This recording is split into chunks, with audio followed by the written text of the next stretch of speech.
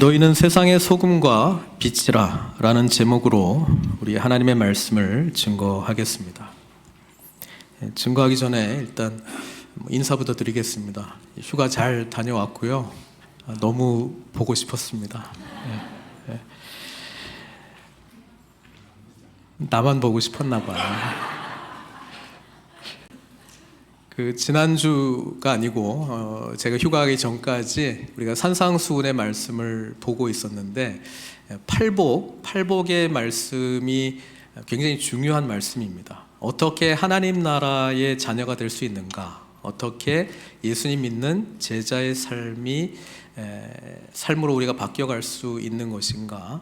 첫 번째 네 개의 복이 바로 그 하나님 나라에 들어가는 어떤 길을 열어주었다면, 그것은 또 동시에 우리가 다른 사람들을 향해서도 또 그 마음으로 주님 닮은 그런 삶의 모습을 또 보여주기도 하고, 또 첫 번째에서 네 번째까지의 복이 다섯 번째하고 여덟 번째하고 어떻게 또 연관이 되는가를 말씀해 주었습니다. 그래서 이 팔복의 삶은 결국 예수님을 닮아가는 삶, 하나님 나라의 백성으로 또는 하나님 나라의 자녀로 우리가 이제 어떤 삶을 살아가는가에 대한 이야기를 해주고 있는데, 바로 이어지는 말씀이 이제 우리가 읽었던 13절부터 16절까지 말씀입니다. 그건 뭐냐면 우리는 세상과 관련해서 소금이고 빛이다라고 주님께서 우리의 정체성에 대한 정의를 내려주었어요. 이게 굉장히 중요한 의미를 담고 있습니다. 왜냐하면 우리는 예수님을 구주로 영접함과 동시에 성령의 인도하심을 받는 삶을 살아가는 것이고, 그 삶은 세상과 저희의 관계가 딱 설정이 되어 있다라고 하는 것을 전제한다라고 하는 말씀입니다. 그래서 오늘 본문에 대해서 우리가 좀 살펴보기 전에 세상과 우리의 관계가 예수님 때문에 어떻게 되었는지, 그 사중 정체성이 이제 네 가지 정체성이 있는데 그 부분에 대해서 좀 말씀을 드리려고 합니다. 제가 번번이 이런 말씀을 드린 것 같긴 한데 다시 한번 살펴보는 게 중요할 것 같아요. 그래서 우리는 예수님을 믿음과 동시에 세상과 관련해서 네 가지 정체성이 그 즉시로 형성이 된다라고 하는 것을 일단 좀 알고 있는 게 중요할 것 같아요. 첫 번째는 뭐냐면 일단 본문은 요한복음 17장을 좀 보려고 합니다. 요한복음 17장은 우리 예수님의 그 대제사장적 기도, 우리가 예수님께서 십자가를 지시기 전에 제자들을 위해서 또 앞으로 믿게 될 사람들까지 다 포함해서 우리 주님께서 하신 아주 위대하고 중요한 기도가 요한복음 17장에 담겨져 있는데, 여기에 보면은 예수님께서 그 제자들에 대해서 표현을 하실 때 그 네 가지로 이제 표현하는 것을 좀 발견할 수 있는데, 그게 바로 세상과 우리의 이 네 가지의 정체성에 대한 이야기를 해주고 있습니다. 첫 번째는 어디 나오냐면 요한복음 17장 6절에 나옵니다. 여기 보면 세상 중에서 내게 주신 사람들, 이렇게 이야기를 하고 있죠. 영어로 하면은 whom you gave me out of the world. 그러니까 우리는 원래 이 세상 속에 살고 있어요. 오늘 본문을 보면 우리는 세상의 소금과 빛이다 라고 하는 이야기를 해주고 있는데, 이 세상은 어떤 세상이냐 하면 원래 하나님의 아름다운 계획으로 창조되었던 세상인데 죄 때문에 우리 하나님을 주인 자리에서 몰아내고 우리 인간이 주인 행세를 시작했던 그 원죄로부터 모든 게 다 깨져버린 세상이 되어버렸다라고 하는 것입니다. 그래서 이 세상은 깨어져 버린 세상이기도 하고 계속 깨져가고 있는 세상이기도 합니다. 죄가 물들어 가고 있는 세상이기도 하고, 이 죄 때문에 결국 멸망할 수밖에 없는 것이 성경에서 정의 내리고 있는 이 세상이라고 하는 것입니다. 그래서 이 세상이 더 이상 썩어가지 않도록 하는 역할로서의 소금 이야기를 하고 있고, 또 세상은 또 다른 성경을 보니까 어둠이다, 이제 어둠 가운데 있다. 그래서 이 어둠 가운데 빛을 비추는 것이 이제 예수님께서 오셔서 하신 일이고, 또 예수님을 믿는 저와 여러분들이 또 감당해야 될 일이다라고 하는 이야기를 해주고 있는데, 어쨌든 이 세상에 우리가 속해 있었는데 예수님이 이 세상에 오셔서, 그렇죠? 이 세상에 오셔서 저와 여러분들을 이 세상 밖으로 구원해 주셨다라고 하는 게, 지금 우리 한글 성경에는 세상 중에서 내게 주신 사람들 이렇게 번역을 하지만 whom you gave out of the world 이렇게 돼 있다는 거예요. 그래서 우리의 첫 번째 정체성은 세상 밖으로 구원받은 존재라고 하는 사실입니다. 자, 이것이 의미하는 것이 굉장히 많이 있어요. 우리는 사실 죽을 수밖에, 세상과 함께 멸망할 수밖에 없는 존재였는데, 하나님의 은혜로 우리 독생자 예수님께서 이 세상에 친히 들어오셔서, 그죠? 하늘 영광 버리시고 저와 여러분들을 택해 주셨다는 거예요. 성경에서는 이것을 예정으로도 이야기하고 택정받았다라고도 이야기를 하고 있는데요. 어쨌든 그토록 저 여러분들을 구원하시기를 우리 하나님이 기뻐하셨고, 우리를 세상 밖으로 건져주셨다라고 하는 이 구원의 정체성이 저와 여러분들에게 있습니다. 그래서 우리는 이 세상에 속해서 살아가고 있었으나 하나님의 놀라운 은혜와 사랑으로 세상 밖으로 건짐받은 자들이 되었다라고 하는 것입니다. 그래서 첫 번째 정체성은 우리는 out of the world, 이 세상 밖으로 구원받은 존재라고 하는 사실입니다. 두 번째, 요한복음에 예수님께서 이 영어로는 이제 전치사를 가지고 잘 말씀을 하시고 있는데요. 요한복음 17장 14절에 이렇게 말씀하십니다. 내가 아버지의 말씀을 그들에게 주었사오매, 그러니까 그들은 제자들을 말하고 있잖아요. 세상이 그들을 미워하였사오니. 그러니까 이 세상으로부터 멸망받을 수밖에 없는 이 세상으로부터 우리가 구원을 받았는데, 구원받은 동시에 우리는 어떤 존재가 되었냐면 세상과 원수 관계가 된다는 거예요. 세상이 우리를 미워한다라고 주님이 말씀하고 있잖아요. 세상이 그들을 미워하였사오니, 그 설명을 이렇게 해요. 이는 내가 세상에 속하지 아니함 같이 그들도 세상에 속하지 아니함으로 인함이니이다, 이렇게 되어 있습니다. 그래서 영어로 보면은 not of the world입니다. 우리는 세상 밖으로 구원을 받아서 어디로 들어가게 되냐면 하나님이 다스리시는 그분의 나라 백성이 되는 것이거든요. 그래서 우리는 이 세상에 속한 자가 아니다라고 주님께서 정의를 내려주십니다. 그래서 두 번째 정체성, 우리는 이 세상에 속한 자가 아니고 그냥 구원만 받은 존재가 아니고 이 세상에 속한 자가 아닐 뿐 아니라 하늘에 속한 자가 되었다라고 하는 게 저 여러분들의 정체성이에요. 자, 이것이 의미하고 있는 것은 하나님의 나라가 예수님의 오심과 함께 이미 시작이 되었다라고 하는 것을 사실 말씀해 주고 있습니다. 왜? 우리는 이 땅에 살고 있지만 어디에 속해 있기 때문에? 하늘에 속한 자이기 때문에 그렇습니다. 근데 그 의미가 하늘에 속했다라고 하는 게, 우리가 죽어서만 가는 천국 개념으로만 생각해 보면은 세상이 뭐 우리를 미워하고 이런 거는 죽어서 가는 하나님 나라 개념에는 없어요. 근데 예수님이 이 땅에 오심과 함께 하나님의 나라가 이미 시작이 되었고, 이제 주님이 다시 오심으로 그 나라가 완성될 것인데 우리는 그 사이에 살고 있거든요. 그래서 우리가 인식해야 될 건 뭐냐면, 우리는 구원받은 동시에 out of the world, 우리는 이 세상에 속한 자가 아니기 때문에 세상이 우리를 미워한다. 그러니까 그 정체성 자체가 우리에게는 싸움이 있다는 거예요. 그리고 힘든 영역이 있다는 것을 전제하고 있습니다. 그러니까 이 깨진 세상 속에서 우리는 하늘에 속한 자로 살아가고 있기 때문에 이런 부대낌이 있고 어려움이 있고 날마다의 영적 싸움이 있고 옛 자아와 새로 예수 그리스도 안에서 피조물로 창조된 우리의 모습 속에 갈등이 있다라고 하는 사실을 말씀하고 있습니다. 그래서 우리는 세상에 속한 자가 아니에요. 근데 우리 주님이 또 뭐라고 말씀하시냐면은 요한복음 17장 11절, 나는 세상에 더 있지 아니하오나. 제자들에게 이제 요 말씀 끝내고 기도 끝내고 주님께서는 이제 십자가에서 죽으실 거예요. 그리고 부활하실 거예요. 승천하실 거예요.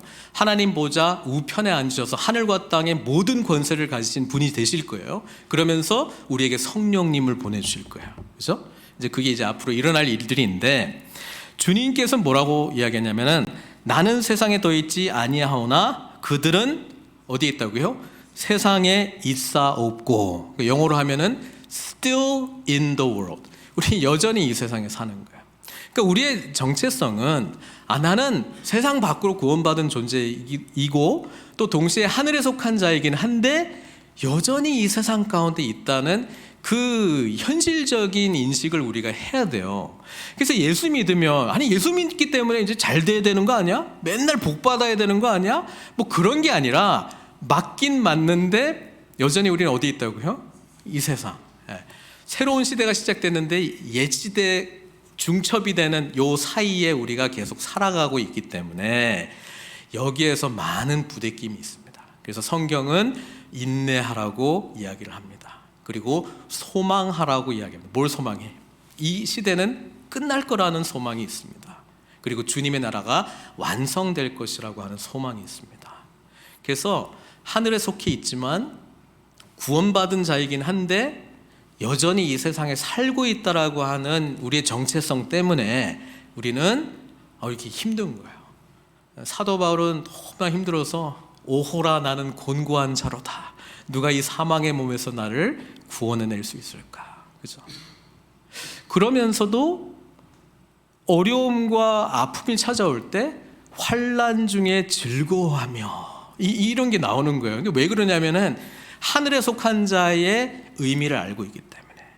그리고 그 실존을 예수님의 영이신 성령님 때문에 이 하늘에 속한 자의 삶이 이거구나라고 하는 것을 우리가 맛보면서 살아갈 수 있기 때문에 내 능력으로는 이 깨진 세상에서 살기가 참 버겁고 힘든데 나는 하늘에 속한 자이기 때문에 나와 늘 동행하시는 우리 주님, 내주하시는 성령님의 인도하심 받으면서 이것을 극복해 나갈 수 있는 능력이 나에게 있구나.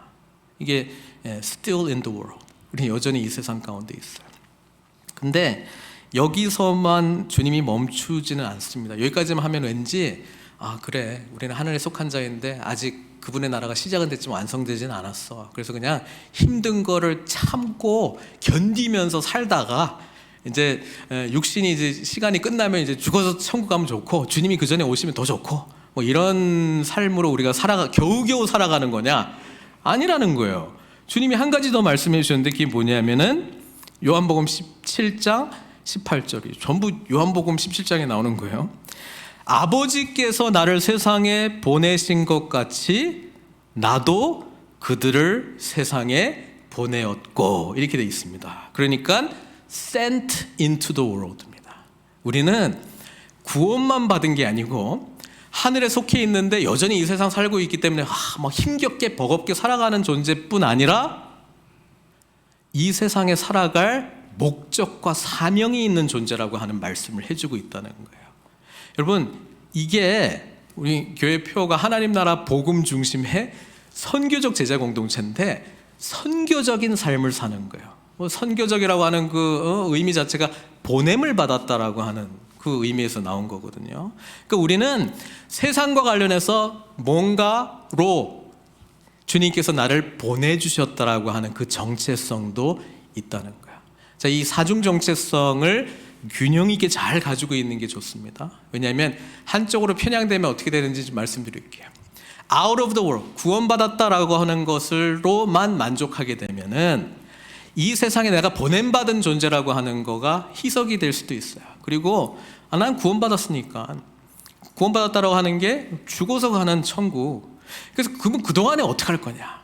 그동안에 그냥 좀 평탄하게 살았으면 좋겠어. 너무 힘들지도 않고 뭐 재정적으로도 뭐 우리 아우굴의 그 기도처럼 너무 부하게도 마시고 너무 가난하게도 마시고 하여튼 그냥 시험 안 들게 그냥 이런 삶을 추구하는 것이냐? 아니면 뭐 힘들어. 그렇지만 뭐 또 무너지는 것도 막 발견해. 그렇지만 뭐 어차피 난 구원받았잖아. 뭐 이런 걸로 위안 삼으면서 그냥 나의 삶은 이런 게 참 좋을 것 같아. 이렇게 하면 좋을 것 같아 라고 하는 내가 그냥 추구하는 어떤 삶을 이루어가면서 구원은 받았으니까 그렇게 하나님 나라의 자녀로서 내가 어떤 사명을 가지는 것을 옵션, 요거는 때가 되면, 준비되면, 기회가 되면, 여건이 허락되면, 하고 싶으면 이런 거잖아요. 그때 이제 하겠다는 건데, 이거는 not of the world만 붙들고 있는 거예요. 또는 out of the world를 붙들고 있고, 또는 not of the world를 붙들고 있습니다. not of the world이기 때문에 그냥 다 악해. 그래서 격리하는 삶을 추구해요. 공동체도 뭐 피해도 안 주고 피해도 안 받고, 상처도 안 주고 상처도 안 받고, 사랑도 안 하고 사랑도 안 받고, 외롭긴 한데 그래도 남한테 해를 안 끼치고 나는 그냥 격리된 삶. not of the world니까 사람들이 나를 이상하게 봐도 하여튼 좀 이렇게 그냥 격리된 어떤 삶을 향해서 나갈 수도 있는 거죠. Still in the world. 이걸 잘 해석해야 돼. 난 여전히 이 세상에 살아가야 되니까 세상 사람들이 추구하는 것도 나도 좀 누리면서 살자. 주님, 주여. 나머지 기도 내용은 세상 사람들이 구하는 거 똑같아. 어차피 이 세상에 살아가야 되는데 그냥 기왕이면 남들이 추구하는 행복도 내가 누리는 그 행복처럼. 그렇죠? 현재성을 강조하는데 내가 어디에 속해 있는지는 망각해버렸어요. 사명도 없어. 우리가 구원받은 동시에 우리는 하늘에 속해 있는 자이긴 하지만 여전히 이 땅 가운데서 영적 승리를 해야 되는 그런 상황이 있다라고 하는 것을 인지하시고 그냥 힘겹게 버겁게 주님 만나게 될 때 그래 힘들었지 겨우 살아왔구나 이런 구원을 받는 게 아니라 우리는 잘했다 칭찬받는 거를 받아야 되는데 그러려고 하니까 잘했다 칭찬받을 만한 사명이 있어야 된다는 거예요. 우리는 동시에 세상으로 보냄받은 자라고 하는 정체성을 잊지 말아야 돼요. 그게 선교적 정체성이에요. 다 선교사가 되라는 말이 아니고요. 우리는 구원받음과 동시에 이 세상에서 우리가 감당해야 될 예수님께서 우리에게 맡겨진 귀한 일들이 있다는 거예요. 그것을 드러낼 때 뭐가 되는 거예요? 소금과 빛이 되는 겁니다. 소금과 빛이 되는 겁니다. 빛이 안 드러난다고 하는 거는 이 보냄받았다라고 하는 정체성을 모르든지 망각을 하고 있는 거예요. 구원받은 거에 만족하는 거예요. 나는 세상에 속해 있지 않다고 생각하고 저 하나님 나라, 그러니까 나 혼자. 소금은 부패를 막기도 하고 보존하는 그런 역할들을 하는데 이렇게 소금 스스로가 드러나지 않고 이제 녹아서 없어지는 거잖아요. 소금 덩어리로 존재하는 거예요. 나는 소금이다라고 하는 개념을 이 세상에 속하지 않은 소금 덩어리. 구약에 소금 덩어리 하나 있어요. 어디 나옵니까? 창세기에 나옵니다. 창세기에 우리 하나님께서 소돔과 고모라를 멸망시키기로 작정했고 아브라함에게 알렸어요. 그 계획을. 그러니까 아브라함이 거기 롯이 살고 있으니까 살리려고 하나님 거기 의인이 50명이라도 있으면 멸망시키려고 합니까? 50명이면 안 해. 좀 불안해. 45명? 40명? 30명? 20명? 10명? 더 이상 딜은 안 했어요. 어떤 분들은 한 명까지라도 딜해야 되는데 뭐 그런 말 하는데 한 10명까지만 10명은 있겠지. 아브라함도 10명은 최소한 있겠지. 없어. 그래서 천사들이 가서 이제 롯과 그 아내 딸들을 이제 데리고 나오잖아요. 그때 누가 돌아봐요? 롯의 아내가 돌아봅니다. 뭐가 됐다고? 소금 기둥. 소금은 노가 없어지면서 정체성을 드러내는데 자기의 정체성보다 그 음식의 맛을 내는 정체성으로 그렇게 이제 돼 있죠. 그래서 저는 이제 오늘 소금과 빛에 대한 이해를 하기에 앞서 우리는 예수님의 구원을 받음과 동시에 세상과 이 사중적인 정체성을 동시에 갖게 된다. 그렇기 때문에 소금과 빛이 되어라 라고 주님이 말씀하시지 않고 이미 너희는 세상의 소금이요 빛이라 라고 선언을 하시는 겁니다. 왜냐하면 우리는 이 세상에 속한 자가 아니에요. 보세요. 소금과 빛이라고 하는 거를 주님께서 말씀하셨을 때는 이 세상은 소금이 필요한 곳이고 빛이 필요한 곳이다라고 전제하고 있는 거잖아요. 그러니까 그게 뭐냐면 이 세상은 깨져버렸단 말이에요. 이 세상은 썩어가고 있는 거예요.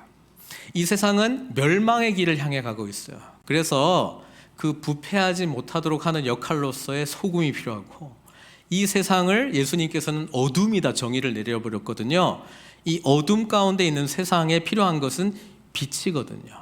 근데 예수님이 그 역할을 하기 위해서 하늘 영광을 찢고 이 세상에 들어오셨어요. 이 세상은 스스로 썩어가고 깨져가고 있는 것을 막을 수 있는 능력, 자정 능력 자체가 없어요.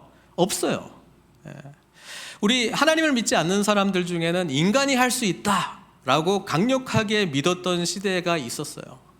강력하게 계몽주의로 넘어오면서 인간의 이성을 중시하는 시대로 오면서 과학이 우리를 살릴 것이다. 그리고 사람은 진화하기 때문에 더 선진적인 인격체로 스스로가 변화되고, 그래서 우리가 살고 있는 세상을 스스로 깨끗하게 만들 수 있는 자정 능력이 우리 사람들 가운데 있다라고 하는, 사람에 대해서 굉장히 적극적인 생각을 가지고 있었던, 긍정적인 생각을 가졌던 시대가 있었어요.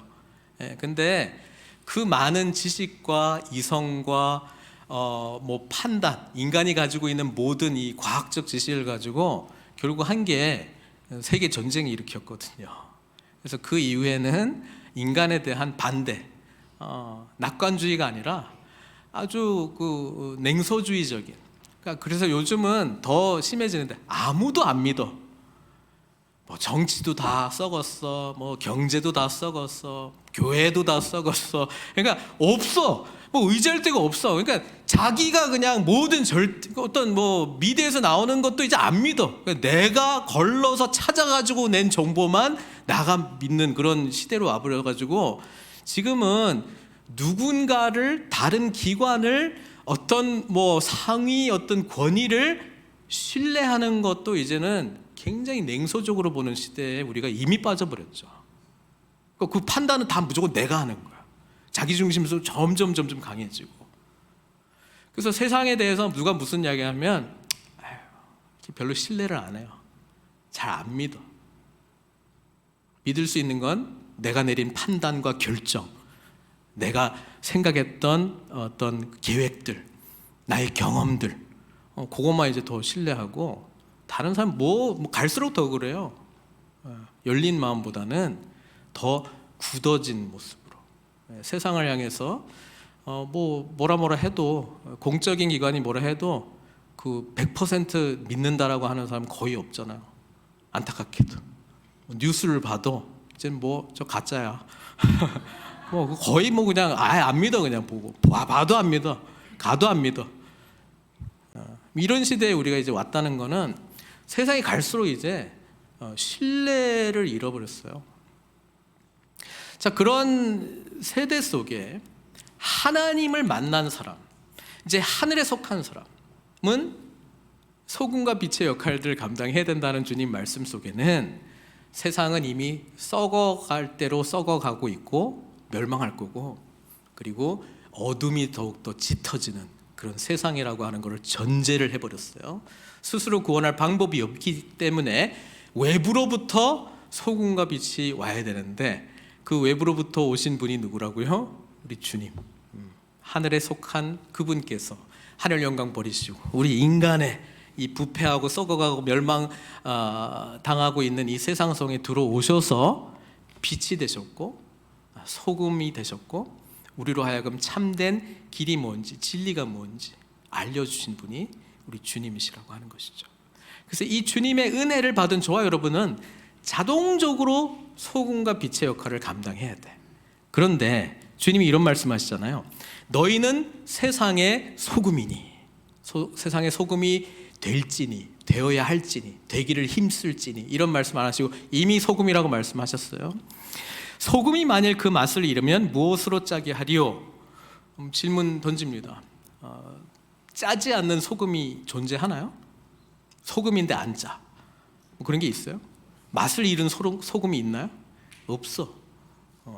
그러니까 지금 이 소금의 역할이 부패, 썩어가는 세상을 썩어가지 않도록 보존하는 역할이 있고, 또 맛을 내는 게 있단 말이에요. 자기는 녹아 없어지면서 맛을 내는 부분이 있는데, 우리가 그렇게 삶 속에서 맛깔나는 그런 삶을 살아가게 하는 존재인지, 이런 짠맛을 내는 존재인지를 생각해 보면서, 만약에 덜 내고 있어서 내가 더 노력해야지 이렇게 한다 그러면은 접근이 틀린 거예요. 맛을 내고 있지 않다면 나는 정말 나에게 이 맛을 내게 해주신 주님을 정말 영접하고 그분을 주인으로 모시고 살아가는 사람인지를 다시 한번 질문을 던져야 돼요. 왜냐하면 맛이 없는 소금은 없으니까, 짜지 않은 소금은 없으니까. 내가 맛이 안 난다? 짠맛이 안 난다? 그러면 나의 존재 자체에 대해서 질문을 던져야 돼요.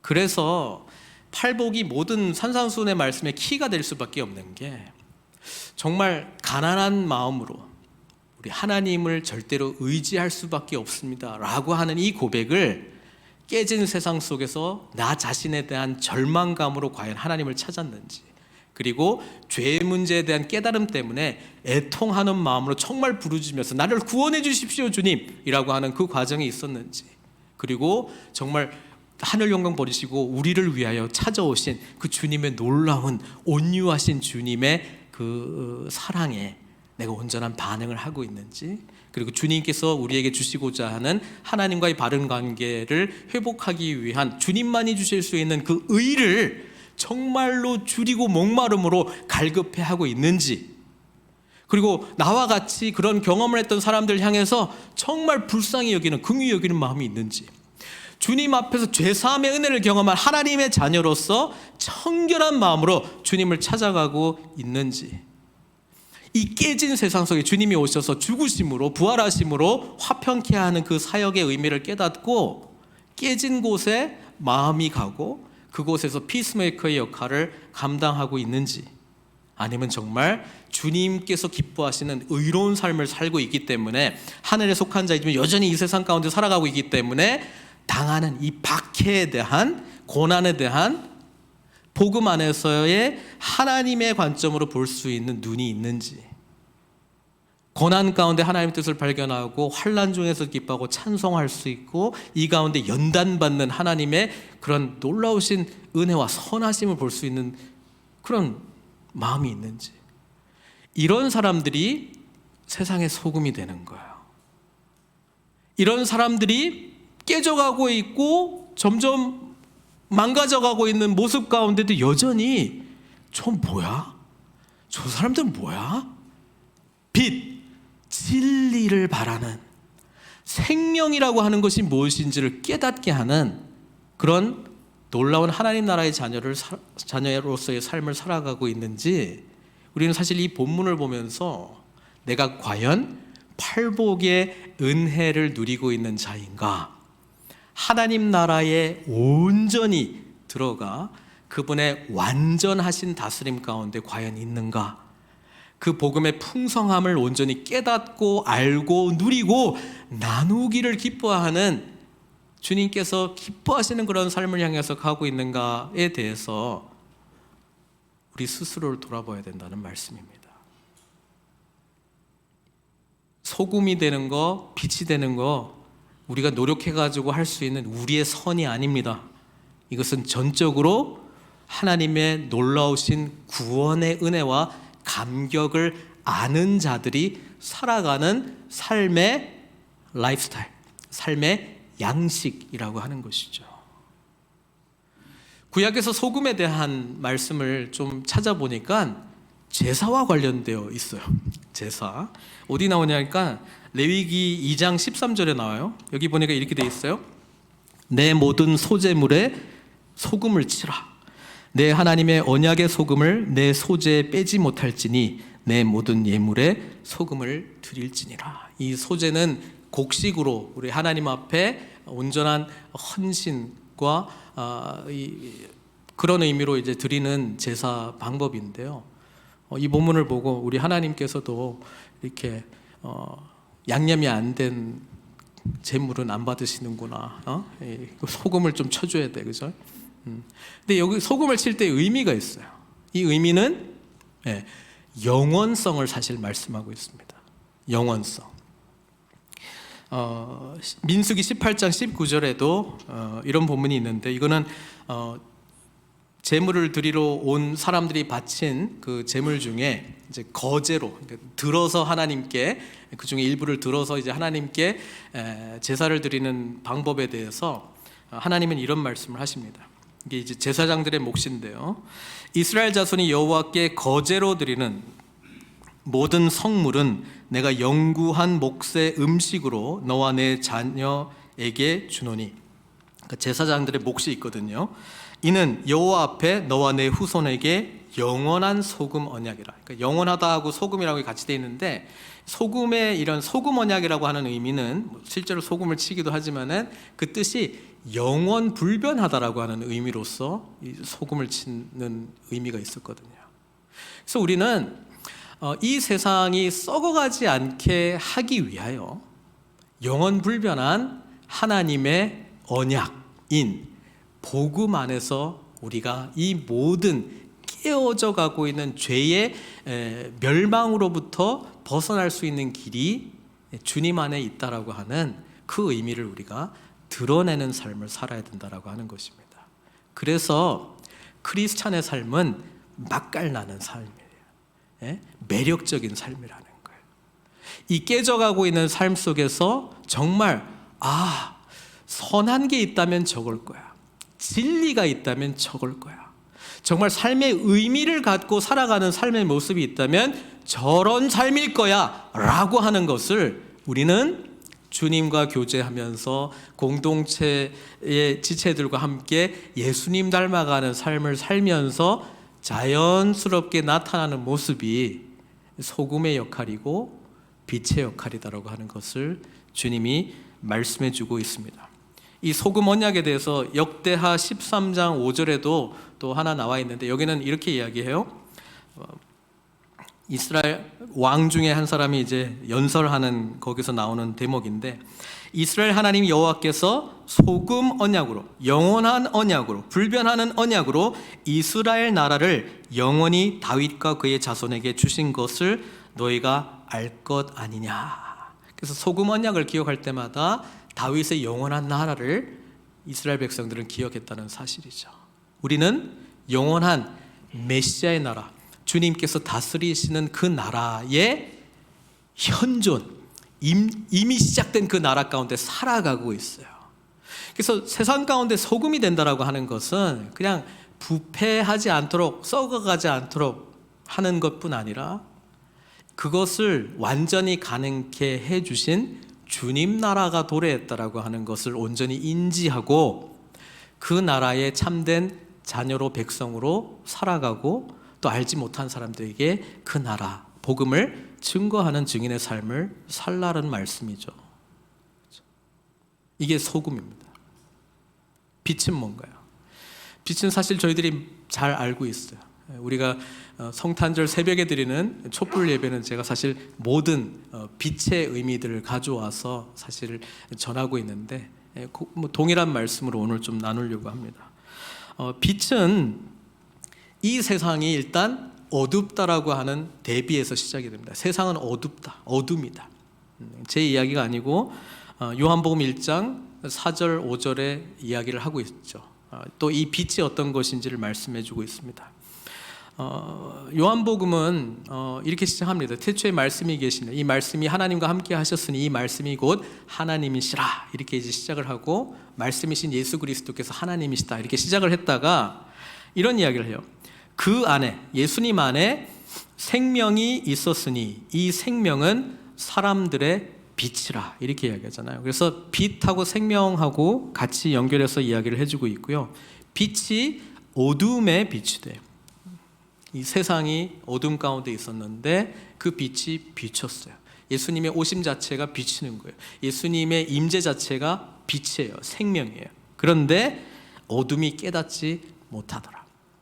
인간 스스로 예수 그리스도께서 빛이라고 하는 것을 알 수 있는 방법이 없어요. 하나님께서 우리에게 깨닫게 해주셔야 돼요.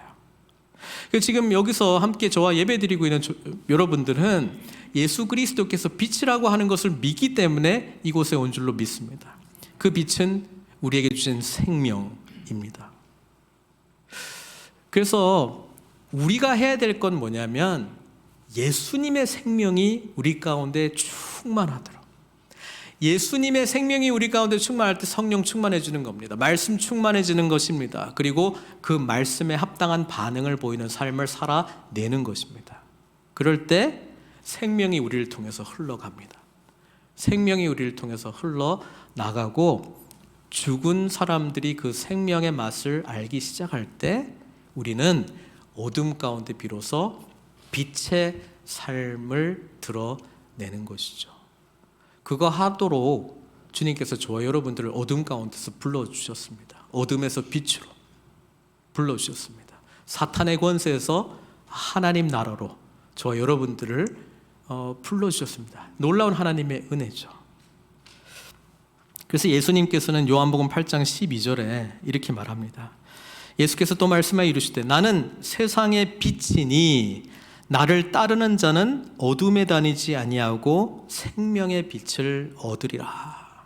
그러니까 주님의 생명의 빛을 얻은 우리가 살아가게 될 때 주님의 생명의 빛이 비춰지는 것이죠. 우리 자체에 이 빛이 있는 게 아니라 주님 안에 있기 때문에 이 빛이 드러나는 것이죠. 그런 의미에서 우리가 세상의 빛이라는 뜻입니다. 근데 사탄도 빛을 드러내요.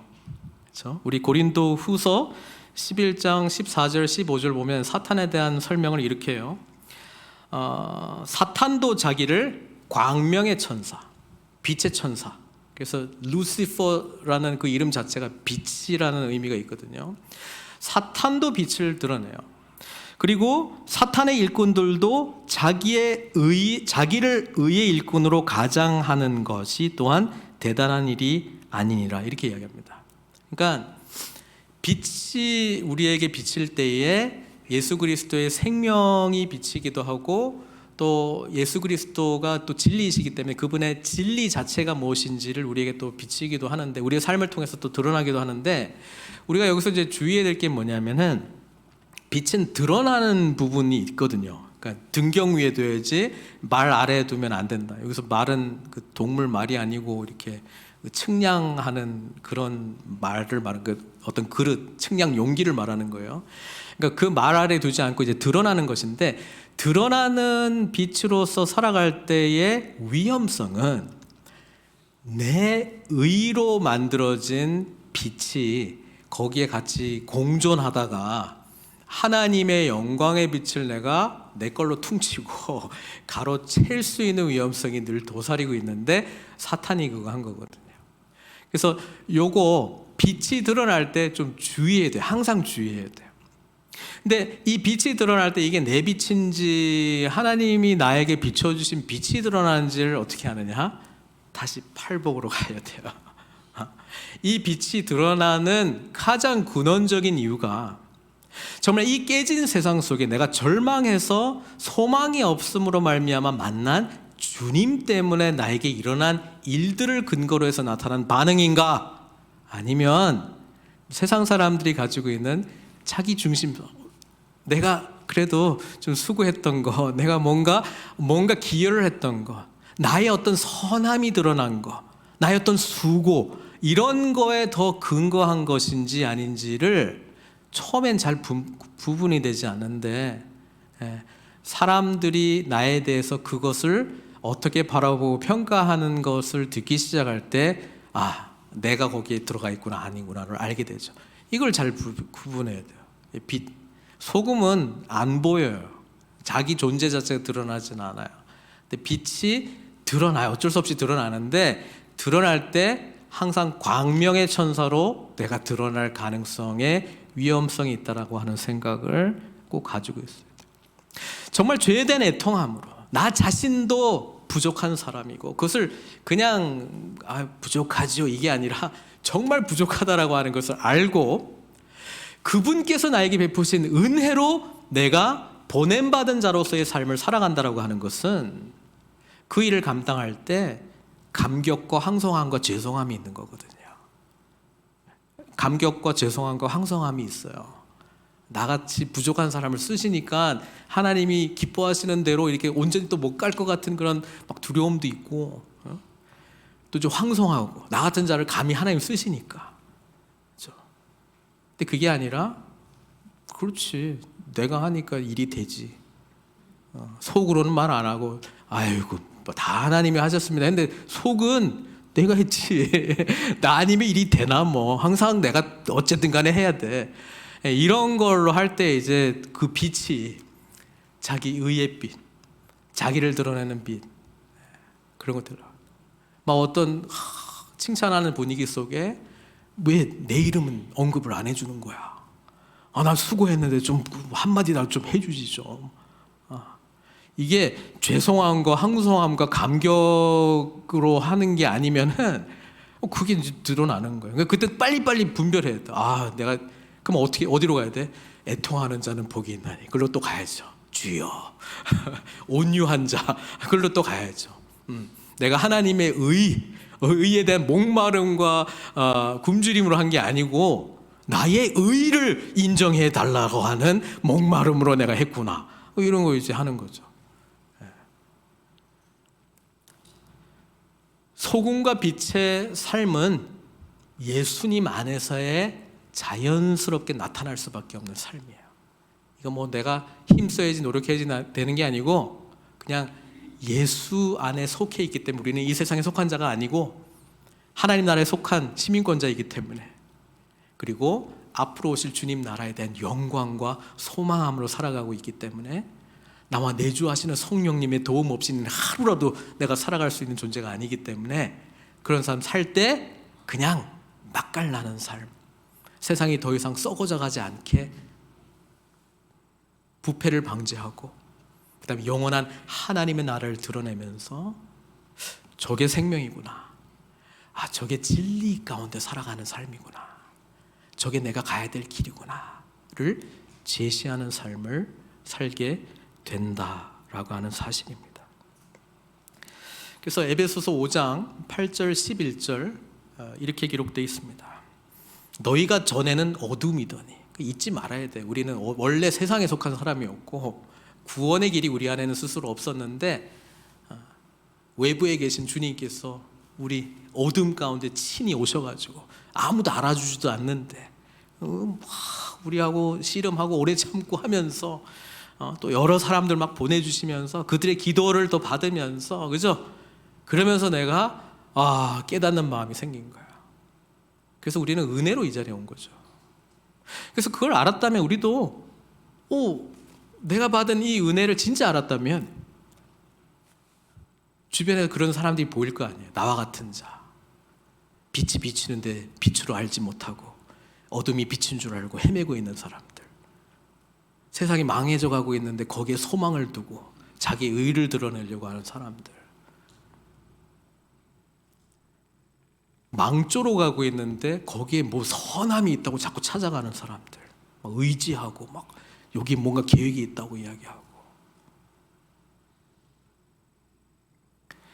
우리는 현실을 직시를 해야 돼요. 현실은 우리가 살고 있는 이 세상은 없어질 것이라고 하는 것이고요, 시작된 하나님의 나라는 완성될 것이라고 하는 것입니다. 이게 선명하면 선명할수록 오늘 내가 어떤 삶을 살아야 되는 사명자의 삶이 분명해질 것이고요, 흐릿하잖아요. 제가 지금 말씀드린 게 흐릿하잖아요. 내가 오늘 아침에 일어나면서도 뭘 해야 될지 잘 몰라요. 뭐 구원은 받았고 뭐 하지?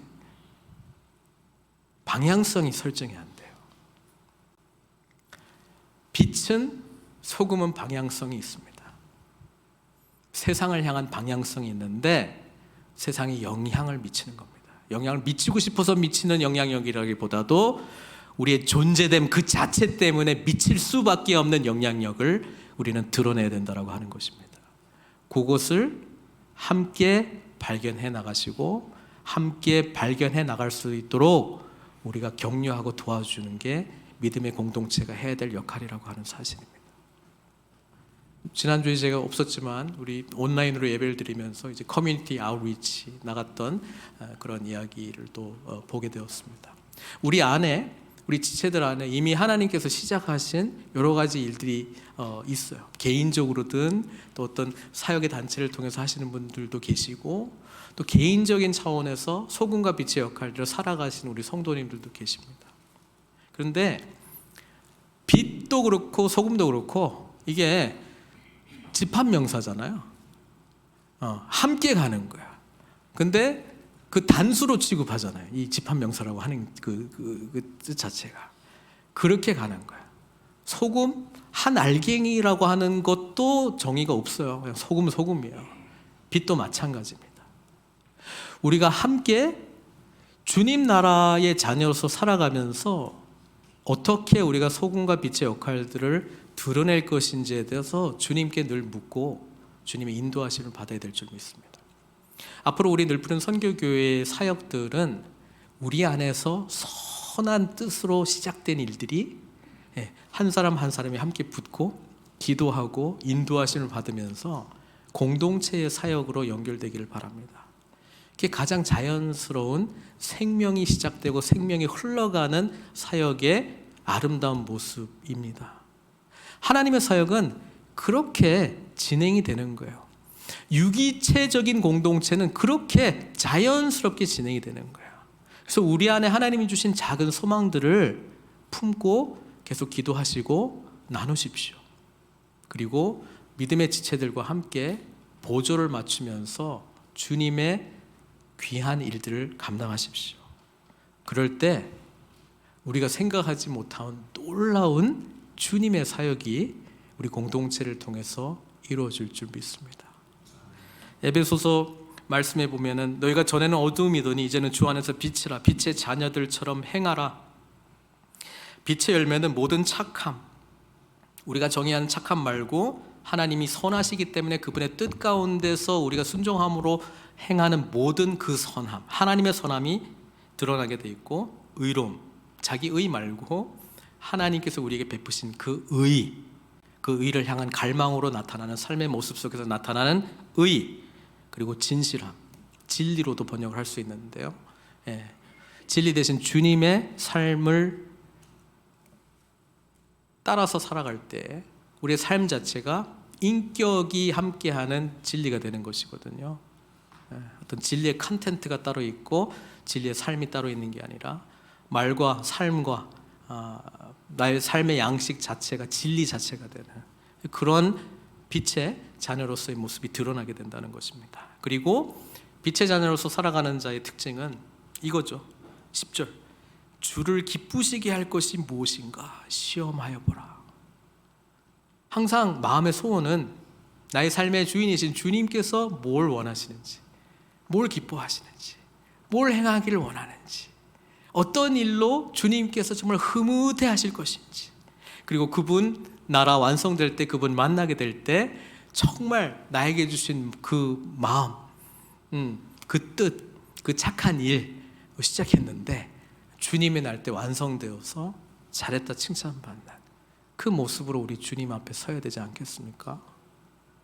아니면 하늘에 속해 있는데 깨진 세상에서 사느라 정말 고생이 많았구나, 겨우겨우 살다 이제 헉대다가 왔구나, 이런 주님의 이야기를 들으실 거예요.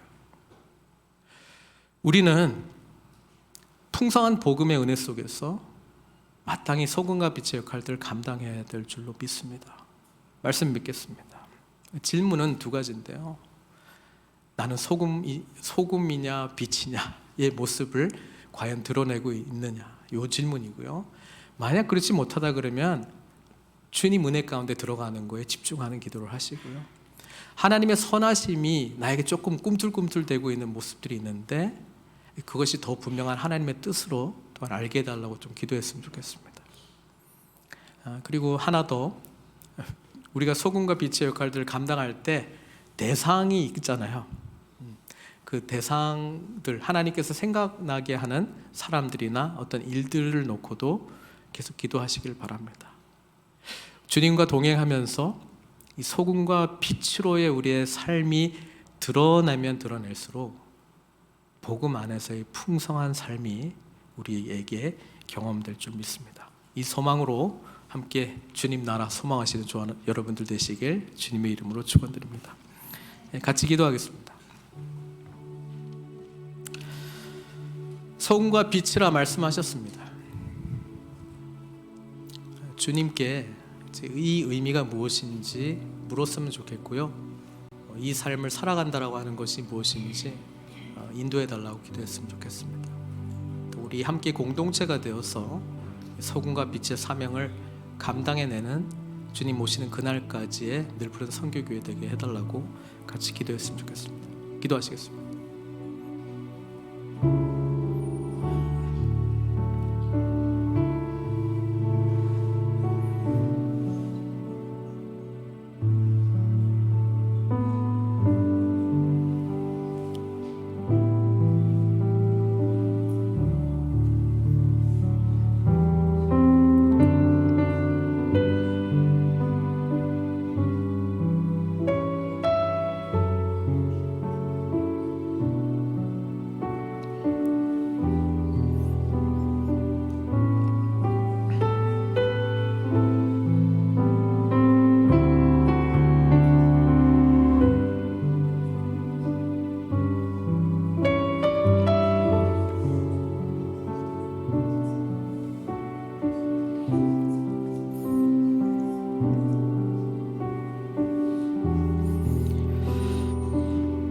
주님, 우리가 무엇이간데 멸망받을 수밖에 없는 어둠 가운데 있었던 우리들을 사랑하셔서 이 세상을 찢고 시공간을 찢고 우리에게 찾아오셨습니까?